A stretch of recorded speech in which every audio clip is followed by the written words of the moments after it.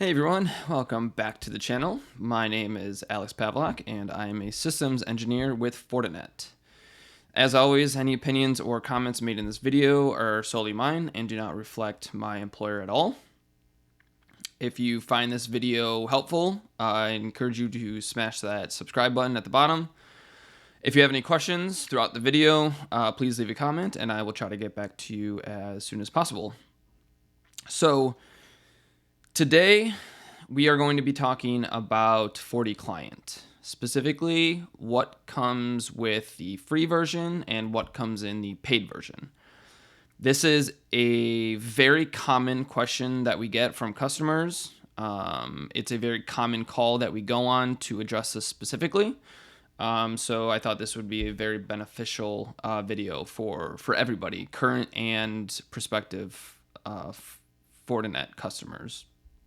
So we'll jump right into it. The first thing that I want to go over is the actual FortiClient datasheet. This lays out exactly what comes in the paid version of FortiClient, which is going to be right here. You can see that there's a couple different licensing tiers of FortiClient. The base one is going to be the VPN ZTNA. The version up from that is called EPP/APT, which is endpoint protection. You can see EPP comes with everything that's included in the VPN ZTNA licensing version with a couple additional features. It will unlock the NGAV portion of FortiClient, which will be anti-malware, application firewall, removable media control, everything that's listed here with the check mark on it. And then there is a third version, which is going to be the managed FortiClient. So this is a Fortinet team will manage your instance of FortiClient, and they will provide these services here. And there's a separate data sheet that will outline what the managed service team does. So I'll include this in the video comments at the bottom. Another helpful guide is going to be the FortiClient ordering guide, which again shows you what comes included in the licensing options and then has some ordering information about SKUs and then some common facts down at the bottom here. Next,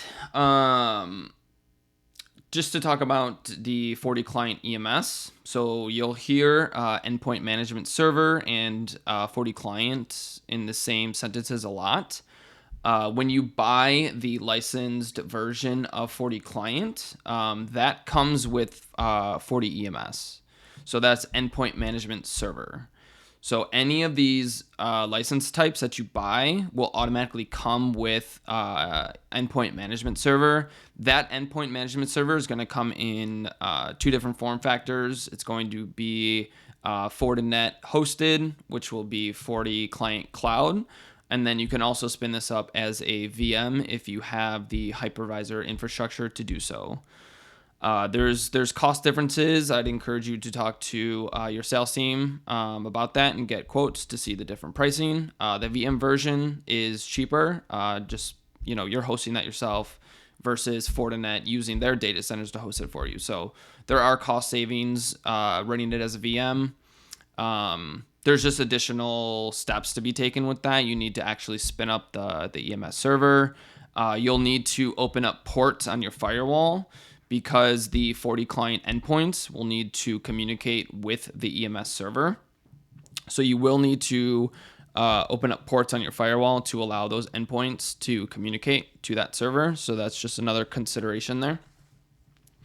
So those are the two different form factors for the endpoint management server. I'm going to go into showing you what the actual GUIs look like for the free version versus the paid version for FortiClient. And then I'll go into the endpoint management server and show you some of the features and functionality that you get with the paid version. So to show you what the actual, what it will look like for the end users, the actual software that gets installed for them, this one is going to be the software for the paid version of FortiClient.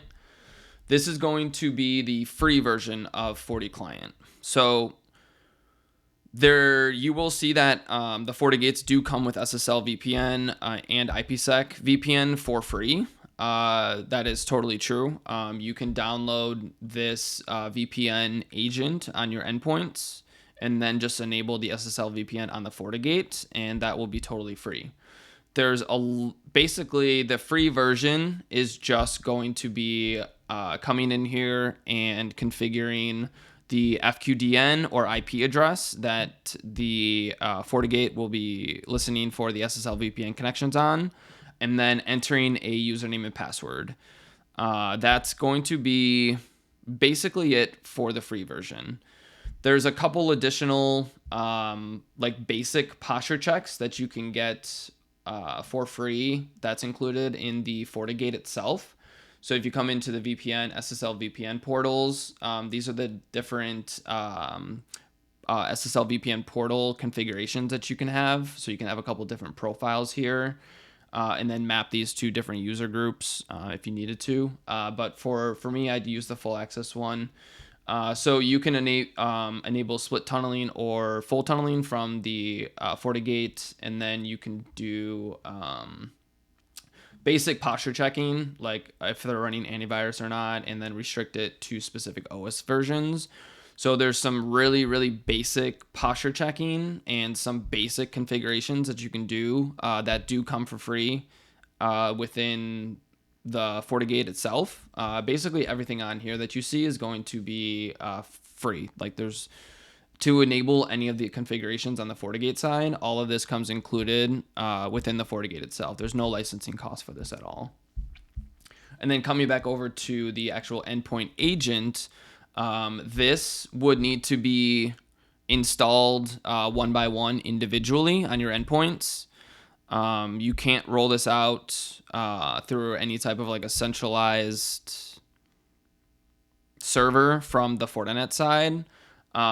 You can, if you have any type of an MDM solution, like in Microsoft Intune or any type of MDM solution, you can get the MSI file for the free FortiClient VPN agent here, and you can push this out remotely through an MDM agent. So you can push this out through a third-party MDM. The configurations in here, I believe you can do some messing around with like the registry stuff for Windows computers and push out the actual configurations within the software here and remotely like configure these and mass push this out. But nothing is going to be done natively in terms of like pushing this out and doing configurations from the Fortinet side. So if you have any type of MDM solution, you know what you're doing with MSI files, and especially for registry keys, you can definitely mess computers up messing around with registry keys. You could push this out remotely and like from a centralized tool. But again, like the free version is basically just coming in here, configuring the IP address, the FQDN or the FQDN for your FortiGate, and then the user would enter in their username and password. That is essentially it for the free version. There's a lot more feature and functionality to the VPN within the paid licensed model. So we'll go into that a little bit now to show you sort of what benefits and different type of features that come with the paid version. So now what you're looking at here is the actual endpoint software for the paid version of FortiClient. I am running FortiClient Cloud EMS server, so it's Fortinet hosted. There's really no difference between what it will look like for cloud hosted or running the EMS server as a VM. So this agent here that's actually on the endpoint is going to be totally customizable from the EMS server. So what it looks like to the end user will depend on how you configure it within the FortiClient EMS server. So you can hide these tabs on the side. You can enable, disable these, which they wouldn't be visible to the end user, so you couldn't click them. So there would just be like nothing here. And then once you come into one of these tabs, you can also customize the configurations that are available to the end user. within one of these tabs. So this agent is going to be totally customizable, however you configure it on your EMS server. Just a fun fact too, if you do start off with the free version and then you roll out the paid version, there is, within the code of installing the paid version client, it's going to look for the free version on your endpoint, and if you does see that there's a free version as well, it will automatically uninstall the free version as it's installing the paid client. So you don't need to go to your computers manually and uninstall this. Obviously, one of the biggest main benefits of rolling out the paid version of FortiClient is the endpoint management server. So you have centralized management of FortiClient through the EMS server, so you can push out configs in mass to multiple users or groups, and you don't need to go to them and configure manually on each one individually. So if you want to push out a VPN tunnel, you can configure that within the EMS server, and it will push it out to all of your endpoints at once. That's going to be the first and foremost positive benefit that you're getting with the paid version. It can definitely be, if you have hundreds of endpoint users, VPN users, obviously that's going to be a huge plus right there. Once we come into the EMS server, it's going to automatically log you into the dashboard page. If we come down to endpoint profiles and then remote access, this is where you're going to be configuring the VPN tunnels. You can configure multiple profiles in here and then push these profiles out to different groups of users or to individual specific users. If you have multiple FortiGates, and engineering group would connect to one FortiGate, and accounting would have an SSL VPN connection to another FortiGate, so you can have two profiles in here and then assign those to different groups, just as an example. To show you some of the different configuration options that you have with the EMS server and the paid version, I'm going to go into this profile that I already have created. And if we turn on advanced, that's going to basically show us all of the features here. Again, if we click on the eye here, that will remove this remote access from being visible to the end user side. So that's how you sort of customize what that will look like. And then everything, just to cover some specific things that I've seen a lot of customers use and ask for, is to show VPN before logon and then use Windows credentials. So that would be VPN logon before Windows logon. That's a really common feature that I get people asking for. So it's connecting to the VPN before the user even logs into the machine. So they basically, when they open up their Windows laptop, it will display them with the VPN logon page. So they enter in their VPN credentials, and it would be the same credentials that the user uses to log into their Windows machine. So it will connect them to the VPN and then log them into the Windows machine at the same time. So that's a very common one. Auto connect is another big one. So you configure your VPN tunnel and then you would select it here. And then when the user logs in, it will auto connect them to the VPN tunnel. And then you can disable them from being able to disconnect from that, which would be this feature here. Auto connect only when off fabric. So off fabric could mean when they're not in office, basically. And you define what that looks like, if they're off fabric or on fabric, basically in office or out of office. If you come to the endpoint policy and components, and then you come to the on fabric detection rules, this is where you're going to configure what it looks like if they're in office or out of office.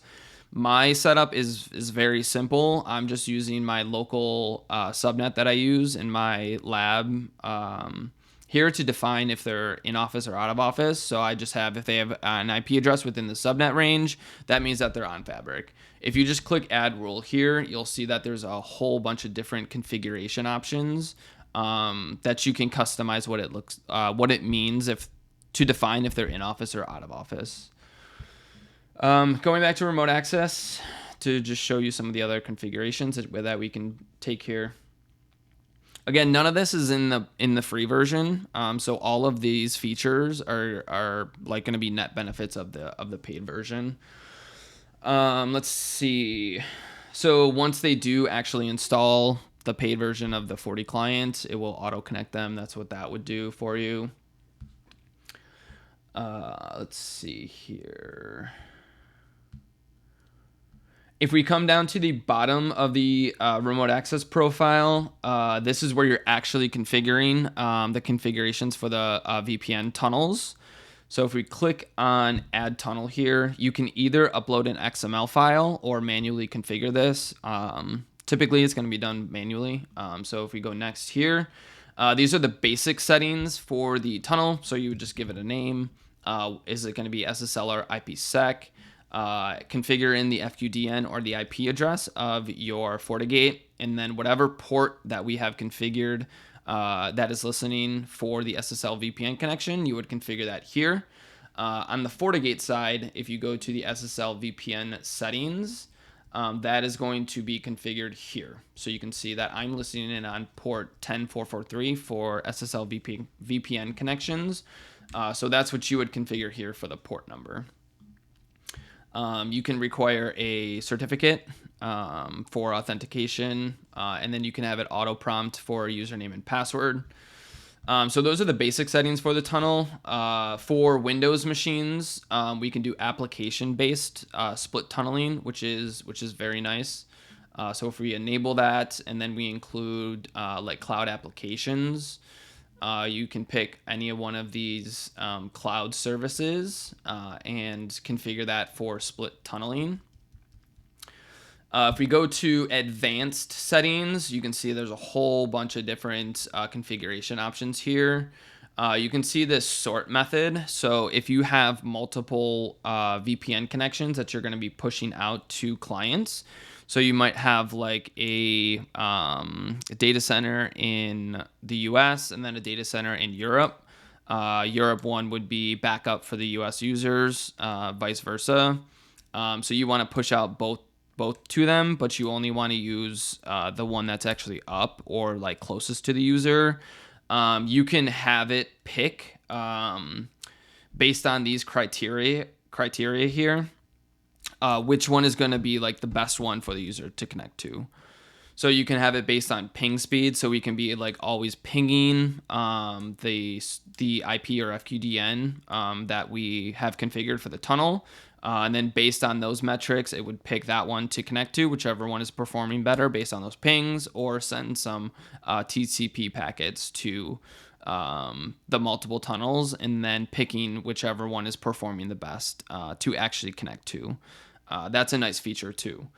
Another question that we get asked a lot too is, can you restrict users from being able to connect to the VPN based on ZTNA or zero trust tags, which you can do that here. So you can configure ZTNA tags, and they can only connect to the VPN if they have a ZTNA tag. So that's the ZTNA tags are based on like the posture checking that the FortiClient is doing on the endpoint, and I'll get into that a little bit later in this video.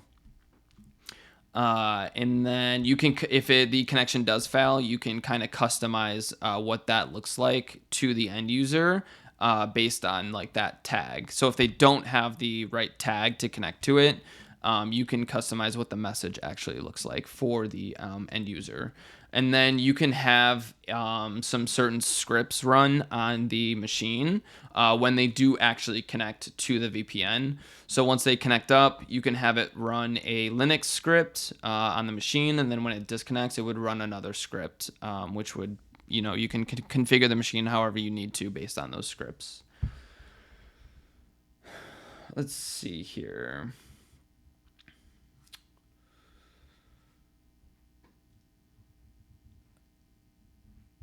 That is going to, though, those are the main kind of questions that I get for the ZTNA tags.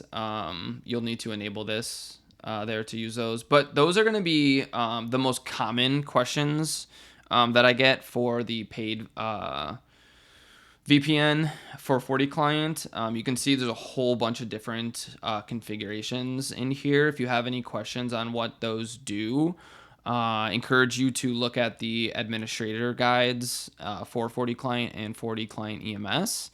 And then, as always, you can leave a comment in the video, and I will try to get back to those as quickly as possible. But the documentation is very good regarding these, so I'd encourage you to look at that as well.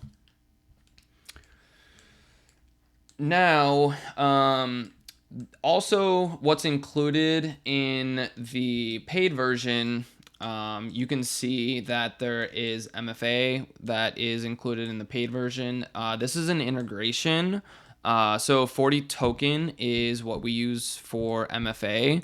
Those tokens do need, those are going to be licensed separately. So FortiToken can be loaded on, those are perpetual that you would load onto your FortiGate. So you buy them, you own them. I'm not going to go too much into this video around that, but the FortiClient will integrate with FortiToken for MFA for VPN users. So you can do that as perpetual tokens that you load onto the gate itself.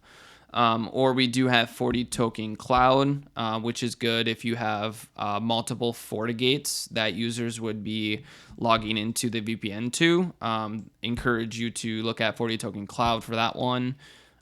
Just based because the FortiTokens, those get loaded onto individual gates. So if you have a user that's logging into multiple FortiGates, you would need a token for that user on each FortiGate that they would potentially be logging into. So for larger organizations that have multiple gates that they would potentially be VPN into, encourage you to look at FortiToken Cloud for that. But the FortiClient does fully integrate with that. The FortiGate will integrate with any other MFA provider, like Duo is another big one that we run into. You would just configure a radius server on the FortiGate to integrate with those third-party MFA providers. The ZTNA version does come with CASB services, and then it does also come with web filtering, which is a nice included feature. So on your endpoints, if we come back over to the EMS server, the web filtering, if you're familiar with the FortiGate web filtering, it's going to look very, very similar. So if we go into this one here, again, you can make this not visible to end users. But you can enable web filtering based on categories. So you can allow or deny traffic based on these URL categories. If you click the plus button here, it will give you like subcategories in here that you can allow and deny your users to go to. These are the different actions you can take based on these web filter categories. This is for whitelisting and blacklisting specific URLs. And then this is also, you can use wildcards for this as well. One additional thing here, the log all URLs. So FortiClient will integrate with FortiAnalyzer just like any other product, any other Fortinet solution will. FortiClient is one of those. So if you wanted to, by default, you can log just like security violations for web filtering. So if they go to a blocked category, it will get logged, and then you can see those logs. If you wanted to view all URLs that this client end user goes to, you can have those all sent over to FortiAnalyzer if you wanted to monitor all the URLs that your end users are going to. So that's a feature newer to FortiClient, which is nice if you want to have that visibility. If we go now to vulnerability scanning, this is another feature that's going to come within all of the different tiers of licensing for FortiClient. So this is a nice feature to do vulnerability scanning on the endpoints. So you can have these run on a schedule. You can manually run these from the EMS server as well. This is going to be nice for getting that visibility into the endpoints to make sure that they're keeping the applications up to date. They're keeping their OS up to date as well. And then you can do virtual patching from the EMS server as well. The vulnerability scans are going to be very important to the posture checking and the ZTNA portion as well. So this is a feature that's going to come within this paid version in any tier of the licensing for FortiClient. One of the nice integrations is the security dashboard as well on the FortiGate, just reinforcing that single pane idea. This dashboard is fed in through the FortiClient EMS server, so it's sort of nice to just see these just in a single pane of glass here. Let's see. The system settings is another one that's going to become included. So this is just doing some of those additional features for FortiClient. So if they want to disconnect from the EMS server, it's going to require a password to do so. This is going to go into like the logging side, what you want to actually receive logs from FortiClient. FortiClient can send logs to FortiAnalyzer, FortiAnalyzer Cloud, or FortiAnalyzer on-prem run as a VM. So we can upload logs to either one of those, and then you would just configure this here. You should be able to integrate with any other sort of log collector. So you would just enter in the IP address here. Let's see. I think the next portion that I want to go into is the ZTNA functionality of the VPN ZTNA licensing portion. So I kind of like to describe this as VPN 2.0. VPN 1.0 is the traditional VPN that we're all accustomed to at this point now. Basically, the end users connect up, they enter in a IP address or FQDN, and then they enter in their username and password, and then they have access to basically everything on-prem or everything like internally. So if they're doing full tunneling, obviously all traffic would go back and they would have access to all internal subnets. Or if you're doing split tunneling, you're just basically sending them an entire subnet that's run internally, and then they would have access to everything on that subnet. So the ZTNA portion, I like to call that VPN 2.0. So that is doing, there's like two parts to this. There is the first part, which is SCP, which is software defined perimeter, and then there is the posture checking portion, which is like the second part of VPN 2.0. So just basically in a nutshell, the SDP, the software defined perimeter, the traditional VPN, you basically just sort of advertise out that we are listening for VPN connections if you need access to the VPN for remote users. So if anybody is scrubbing the internet to see what's available, and they run into your FortiGate, they might see that you're listening in on for VPN connections. And in today's world, I feel like it's every other day we're seeing vulnerabilities within VPN solutions. So what this basically does is it hides resources to the outside world. So they basically don't know about a resource unless you specifically told them about it. And you would do that based on who the user is or what part of what group that user belongs to. So a really good analogy is sort of like walking into a hotel and you walk into the elevator. VPN 1.0, you can see all of that buttons on the elevator. So you can see all the floors that are available in this building. You just scan in your key card, which is your username and password, and then you would have access to all of those floors. What the VPN 2.0 does with the ZTNA and software defined perimeter, you walk into that hotel, you walk into that elevator, and based on who you are or what group that you are a part of, it will only show you the floors that you actually have access to do your job. So you don't know all the floors that actually exist in that hotel. You just know the floors that are available to you that your administrator has made available. So that's like an analogy that I sort of like to use for that. So you would come into the ZTNA destinations, and this is where you're actually defining those destinations for your internal resources. So your internal resource would be like a server. So for each server that you run internally, that your like engineers would need access to, you would define those as a proxy gateway.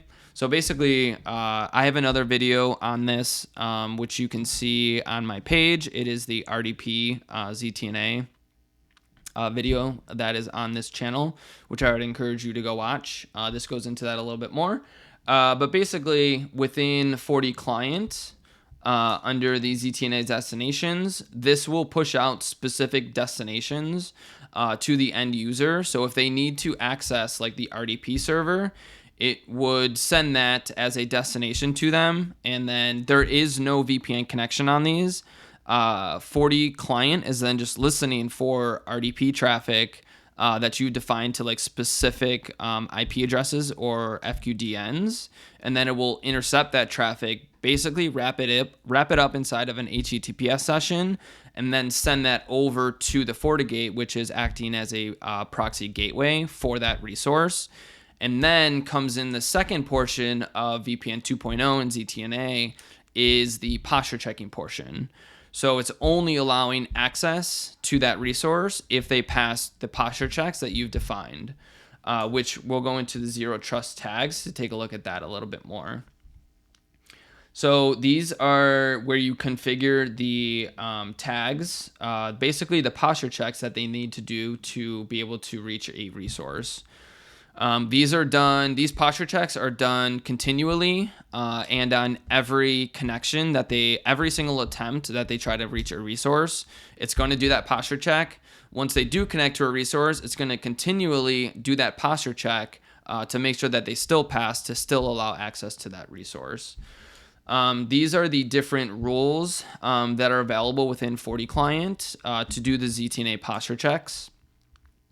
You basically pick your OS version that's going to be for the endpoint, and then these are the different rules that are available. So you can make your posture check. They need to be part of a specific AD group. They need to be running antivirus software, and that antivirus software actually needs to be up to date. This doesn't need to just be FortiClient antivirus software. This can be any antivirus software like Microsoft Defender, anything like that. Check if the machine has a certain certificate on it. Are they running a specific OS version? Do they have a specific registry key on the machine? The vulnerability scanning comes in with these ZTNA tags. So you can make sure that the vulnerability scans come in as low, medium, high, or critical. So you can allow or deny access to the resources based on what their vulnerability scan came back as. Another common use case of doing these vulnerability scans is just saying that if they come back as critical, you would then deny access to like every resource if they have this ZTNA tag that says that they're scanned as a vulnerable endpoint. So I'm not going to go into every single one of these, but you can see all of these different posture checks that we can do. And if we come back to the main rule here, you can see that we can configure multiple rules on a single ZTNA tag. And these are you can see the edit logic button. So you can make these and statements or and or statement. So they need to match every single rule that you've configured down here to meet the criteria to get this ZTNA tag. Or they can match one rule or another rule, and they would get assigned the ZTNA tag. So you can edit the logic of what this looks like as well. And then just to the sort of final endpoint on the ZTNA part of this, if we come back over to the FortiGate and we come to our policy and objects and under ZTNA, you would configure those internal resources again on the FortiGate side. This is going to communicate with the EMS server, and the EMS server will send over all of the ZTNA tags that you actually have configured. And then if we come under the firewall policies and create new and change the type to ZTNA, this is where you're going to configure if they have access to a resource based on what tag that they have. So you can define the source. I typically leave these as all, and then just check for if they have the ZTNA tag to allow access to it. So you can do it if they have any of the tags that you configure down here, or if they need to have all of the tags that you configure. But if we click the plus button here, you can see the ZTNA tags that we've configured on our EMS server here. So to reach my RDP server, they need to have this RDP tag to actually be able to reach it, match the pass these posture checks. They get assigned the tag. They try to actually reach my RDP server, which I would have configured as a ZTNA destination. And then the FortiGate would then check the endpoint, make sure that they have this specific ZTNA tag, which under the hood is actually just pushes a certificate to the machine if they match that ZTNA tag. The FortiGate would then check and prompt the user to send over that that certificate, and then the FortiGate would let them access that resource. So that is sort of in a nutshell what the ZTNA portion of this lets you have access to. This comes within the VPN licensing version. So ZTNA is definitely a hot topic within the industry. If it's not on your roadmap, your organization's roadmap now, I highly encourage you to start looking at ZTNA and try to get that at least on the roadmap. It's nice that that is a feature that comes already within the licensing of FortiClient. So when your organization does decide to implement the ZTNA functionality, you already have the licensing to do so. So that's just a really nice feature that's going to come within any version of FortiClient. Let's see here. It's worth a note to just say that the ZTNA tags you don't need to be doing if you want to just do the typical VPN connection and then do posture checking to reach a resource. You can still totally do that. So you don't need to do that ZTNA destination or that software defined perimeter to use the ZTNA tags. The ZTNA tags will be applicable if you're doing a traditional VPN SSL connection, or if you're doing the full-blown ZTNA with the ZTNA destinations as that software defined perimeter idea. Let's see here.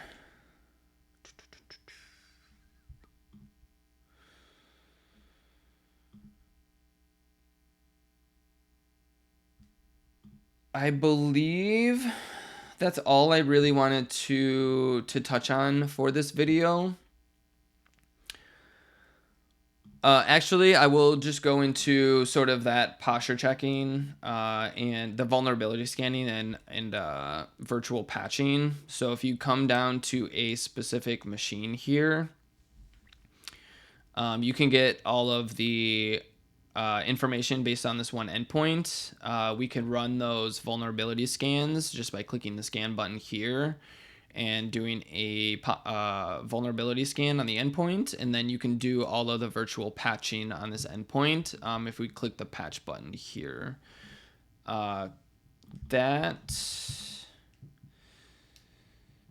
is basically going to do it to show you, sort of sum up extremely high level. This video was mainly more focused on the high level FortiClient, just the paid version versus the free version, just to sort of give you a taste of what the free version and what the paid version looks like.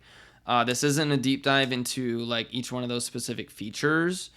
So I just sort of wanted to highlight the basic differences between the two. So I hope this video was helpful. Again, if you have any questions on anything, encourage you to look at the documentation that's available for you. And then you can leave a comment on this video as well. I try to get back to those comments as quickly as possible. Before I actually wrap this up, should have talked about how you can actually deploy this out. So you can deploy this out, the paid version of FortiClient, based on if you have like an MDM server or anything like that, you can push this out remotely through that. You can also, the most common way is to roll this out via email and these invitations. So you can configure email invitations, and you can send these out in bulk to multiple users based on multiple like individual emails, or if you have like a group mailer, you can email out this invitation via that mailer. And then the email will have instructions on downloading the paid version of FortiClient, that software. So there will be instructions directly within that email, giving them links to click to download the FortiClient OS. And then in that invitation email will also be an invitation code. So once they do download the software, it would prompt them to enter in the invitation code. They will get that from the email. They will enter it into, once they install the FortiClient OS, it will prompt them for that. They enter it in there. It will authenticate them. If you have authentication for your end users, it will prompt them for the authentication. It's fully integratable with like Azure AD, SAML, all of those authentication. So however you define that, it would prompt them to authenticate, and then it would hook them back up to the EMS server. And then based on the endpoint, like who they are, what group they're a part of that you've defined, it would push out the configurations for the VPN, web filtering, any of the other things that you've configured. It would remotely push that down to them through the EMS server. So that's basically sort of what that looks like. Again, there's documentation all around that as well. And I'll actually pull up what that looks like really quickly. So this is what that invitation email actually looks like here. So you can see I've emailed this to myself. It gives you the different steps. Basically, like I was describing, it's 2 steps. It gives them links to download based on their OS. They would download the right FortiClient, and then this is the invitation code that it will prompt them automatically to enter in on the software. So they enter that in, and then again connects them to the MS server, pushes down other configurations. You can also push out the FortiClient through your AD server as well. So that's another really common one. So yeah, that's basically going to do it. I hope this was helpful. Again, comments, questions, anything, leave those in the comments on the video. I am happy to help. Take care, guys.